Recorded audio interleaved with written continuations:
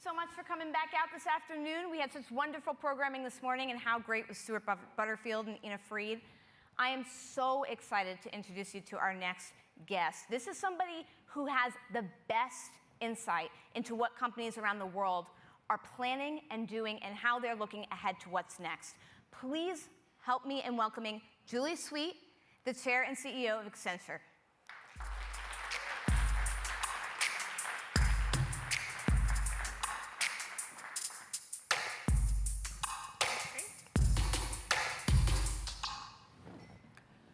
It is surreal to be sitting out here with Julie because we did a virtual conversation around 2 years ago.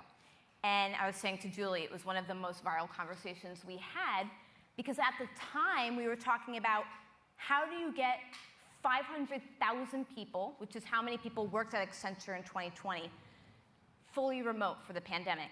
And fast forward 2 years later, Julie, you now have almost 700,000 employees around the world. So talk to me about that growth and change over the past 2 years, going from 500,000 to 700,000, 44 billion in revenue to 50 billion in revenue. Well, thanks. It's great to be back and in person, which is great. You know, it's been a fascinating 2 years, and one of the things that when I think about our growth that I talk to a lot of clients about is, you know, what allowed us to scale so quickly during a pandemic entirely remotely.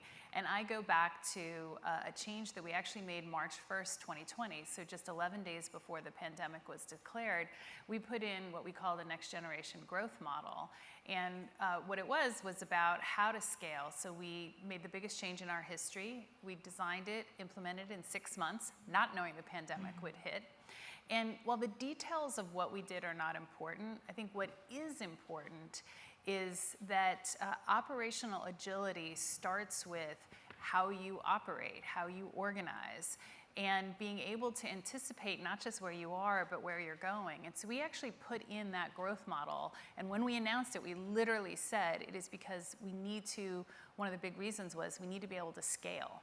Now, we had no idea that we were going to scale, you know, at this unprecedented rate, which is, you know, historic highs for us, but it really tested it. And so when I talk to leaders a lot, whether it's how you deal with uncertainties, how you deal with growth, it's that anticipation that's really important, and to not be too mired in where you are today, but where you need to go, and do you have the courage to change before you're there?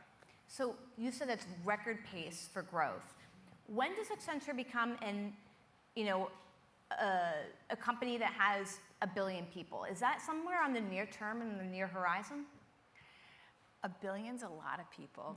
So I'd focus really less. Sorry, 1 million people. Yes. So I'd focus less about the numbers of people, because again, if you go back to how we're organized, we are very close to our clients and our people, and that allows us to scale. I think it's much more about, you know, what do our clients need and how are we going to deliver that? And so, you know, I talk about there being 5 forces that are going to shape the next decade, regardless of the macro factors, which we know are changing, the economic factors. And the first is the need to totally reinvent the enterprise. The second is the ability to access, create, and unlock talent. The third is sustainability. The fourth is operating in the metaverse continuum. And then finally, the fifth is the ability to harness the ongoing technology revolution.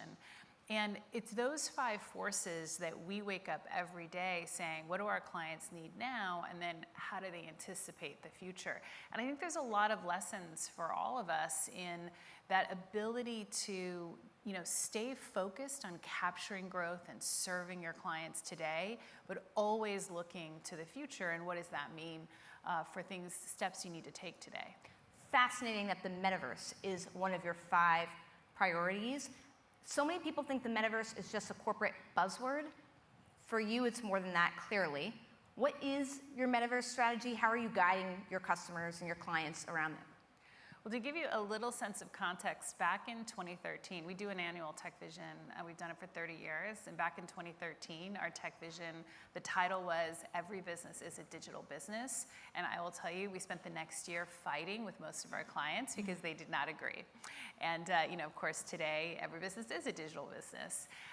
My head of technology, Paul Doherty, when we spent a couple of days together on our Tech Vision, which we called this year the Metaverse Continuum, said to me, I haven't been more excited about a tech vision, nor do I think it's more profound than this one since 2013. And that says a lot, right, in terms of the impact we think the metaverse will have.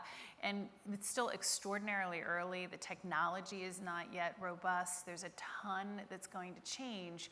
But what it really is about is that whether you're dealing directly with consumers or within the enterprise, we believe that you will operate sometimes in virtual reality, sometimes in physical reality. And that will be everywhere from, when you're doing manufacturing, being able to do digital twins, being able to collaborate with others in the metaverse and then coming back to reality, to how we own the enterprise. I've challenged my team to say that I want an entire digital twin of my enterprise, and I'm a services company. And what's a digital twin? A digital twin is the ability to replicate in virtual reality a manufacturing line, your actual enterprise in terms of how it operates. And so it's used right now in many point solutions in manufacturing so that you can, test things, and it'll be broadened to not just point solutions, but entire plants, for example. And then finally, the metaverse will just be another touch point for the consumer. And I was just talking to a client this morning who was saying, look, we need someone like you because you have the reality of where the tech is. The technology is not there yet to do it at scale and to have everybody have their own metaverse and, millions of people involved in it. But it'll get there. And so the point now for our clients is to be future ready, to be thinking about their metaverse strategy across that continuum now. And then for many to try to lead in it and shape what the metaverse is going to look like in their industry. I heard that in order to become a new employee of Accenture, you go through onboarding through the metaverse. How does that work? We do. It's super exciting, actually. So the reason we wanted to have a different experience is that we are still doing virtual onboarding. So we hire over 100,000 people a year. They used to have some physical experience.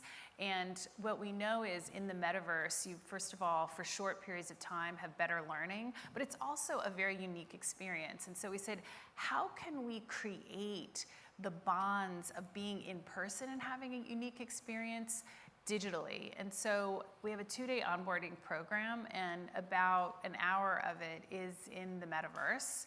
And you basically go to one Accenture Park, which allows you to explore the different parts of Accenture, to go to our labs around the world, to interact with others. You have your own avatar. And we've already had 75,000 people go through one Accenture Park. It is something that we do for all of our new joiners, and it creates a bond and an experience. Now, someday that won't be so unique, but it is unique now. But again, there's a learning advantage in terms of how people are actually learning about Accenture, and there's science behind using the metaverse for short periods of time and having a positive impact on retention. It's amazing because Accenture sits in a very unique place in the world, one of the biggest companies in the world, and you advise hundreds of companies all around the world, biggest brands. Right now, it's a really uncertain time. I think a lot of companies are trying to figure out how they react to the war, how they react to what's happening in Russia and Ukraine. Can you walk me through how you're advising them, what you're advising them to, handle it at this time when it's very sensitive? Right. I'd probably think about it in 2 ways. So first of all, we're obviously spending a ton of time on what are the practical implications, which vary by industry, and on big things like food security, energy security, impact to health. And industries that are energy intensive, like a chemicals industry, has 35% energy as an input. How might they prepare? So lots of work around what are the different types of things to do. In most cases, our clients are really thinking about accelerating things they were already going to do. They wanted to be more energy efficient. They were already facing inflation, so taking out costs. And so there's a lot of conversations about the acceleration of existing programs. On the flip side, though, many of my conversations with CEOs are much more philosophical about how do they make sure they're doing all the right things, whether it's a pandemic or a war, because kind of this new level of volatility and uncertainty has made us all sit back and reflect. And I'd say there's three really key things in my own learnings, and in talking to many, many CEOs, in the last 6 months I've done 200 client meetings, for example. And I think there's three key things. And the first is leadership, right? And the focus that you have to have on who are your leaders, how do you develop them, do you have the right, clarity as to what are the leadership characteristics that are needed? So leadership, lots of conversations around that.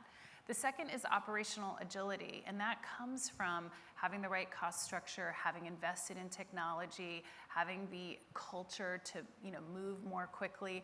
So for example, at Accenture, we doubled from $2 billion to $4 billion the acquisitions that we did after the first 6 months of the pandemic, because we had the financial strength to do it and we had the agility to be able to put our leaders on that. And you can see that in our results, that our doubling down on investments helped us widen the competitive gap during the pandemic. And so operational agility and what that means and having a strategy around it is critical. And the third is courage. And that is the courage to change and to change quickly.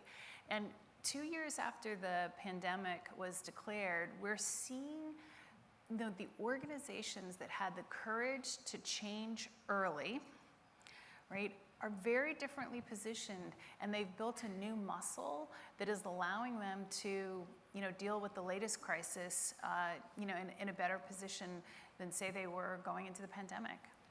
I'm glad you noted courage, because one question that I've been asked a lot is, what are the industries or the types of companies that had the courage to make the digital transformation in the pandemic?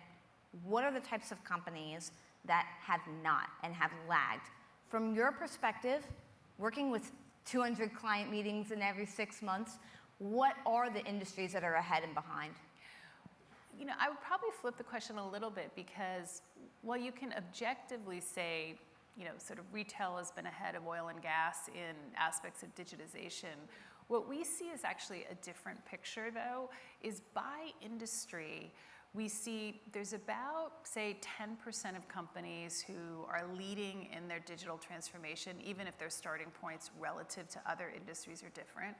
There's another 20% or so of the clients that we serve, of companies in those industries, not just the clients we serve, who are what we call doing a leapfrogging. So our research shows that leaders and leapfroggers are touching 2 times the amount of processes. They're flipping their IT budgets from maintenance to innovation, and they're going all in on technology first. And in almost all of those cases, they're doing what we call compressed transformation. They're what they would have done sequentially, they're now taking on multiple parts of the enterprise in total enterprise reinvention as a goal. And then what we're starting to see now, though, 2 years in, is the percentages that are growing are really growing into that leapfrog category. And that's what continues to drive our own growth, right? Is that you're starting to see more and more companies embrace that they have to have this compressed transformation. And we believe that there is a paradigm shift going on. I mean, back in 2019 when I became CEO, I said over the next decade, the disrupted would become the disruptors. And by that I meant the traditional companies, the incumbents who've been disrupted by technology-first companies would, over the course of a decade, catch up. That's happening much more quickly.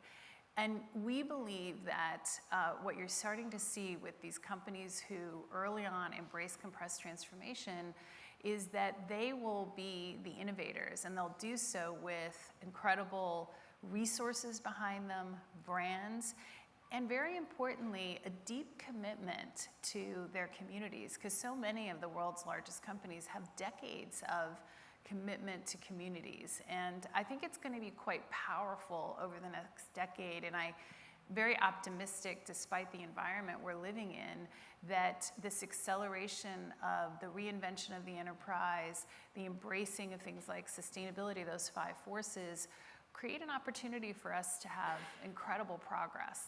So if the traditional companies are becoming the disruptors, what happens to a lot of those direct-to-consumer companies that at the beginning of the pandemic we thought were super disruptive?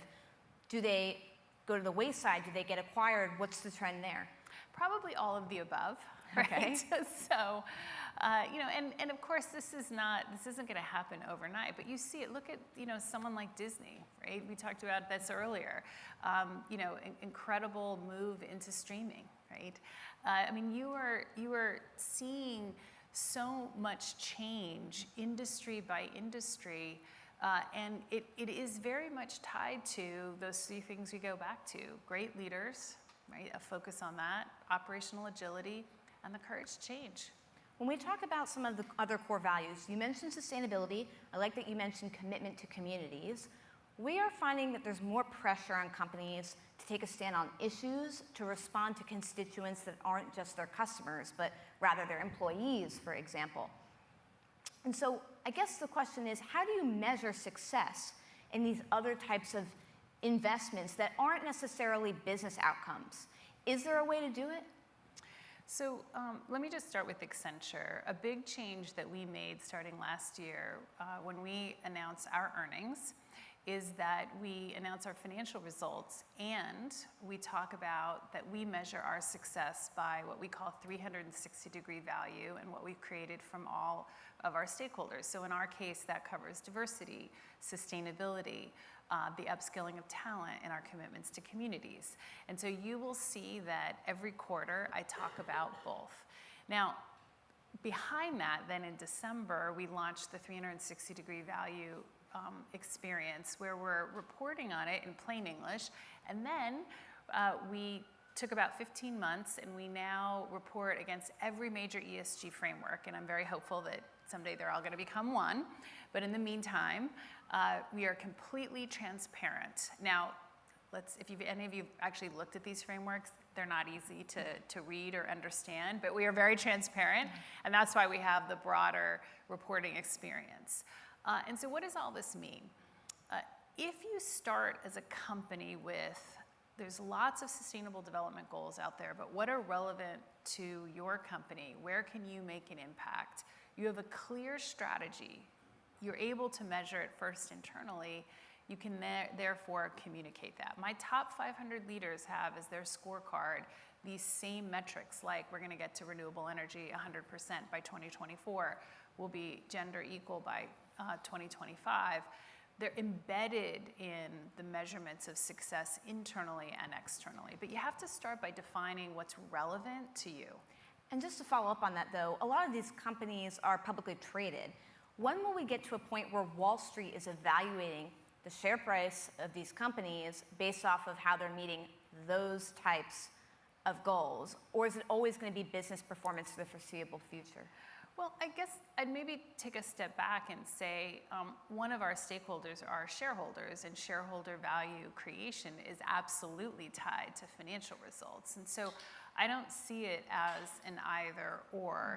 When you think about your stakeholders, shareholders want to invest in companies that do think their purpose is broader, and so they'll look at all of those things. But if you don't have shareholder value creation, first of all, it's really hard to do things like invest in your communities, invest in your people without strong financial results. And so I think sometimes it gets too polarized. It's not an either or. And as I tell especially kids coming out of college, I'm like, hey, we have to make money in order to be able to do great things in our community, make pay raises, have promotions. And so I think it's important that we kind of move off the, is it an either or? It's necessary to do all, and focusing on shareholder value creation from a financial perspective is an equally important responsibility. It's a good point.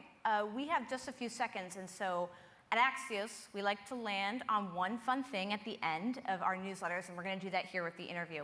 A few years ago, Accenture bought Droga5, which was one of the premier sort of creative and design agencies. How has investing in creativity impact of your business? Almost everything we do is at the intersection of creativity, technology, and industry. And I was really excited when David Droga, who came to us through his agency, became the head of Accenture Interactive, which is a over $10 billion plus digital agency but sits on my leadership team as a direct report, because we need more creativity, not less, as we think about how we're going to harness the 5 forces. So. Yes, especially the metaverse. So just a quick wrap-up of the things that we learned: a digital twin, replicating your manufacturing supply chain in the virtual universe. I had no idea. I thought it was interesting that the metaverse and sustainability are 2 of your 5 big priorities. Super interesting that the group of companies that are considered leapfroggers is growing as the pandemic recedes. And I love what you said at the end about it's not either or when it comes to values and what shareholders need. And Julie, I hope your next 6 months you get a break and you don't have 200 client meetings, but if you do, best of luck. Julie Sweet, CEO of Accenture, thank you so much for joining us today. Thanks, Lucy.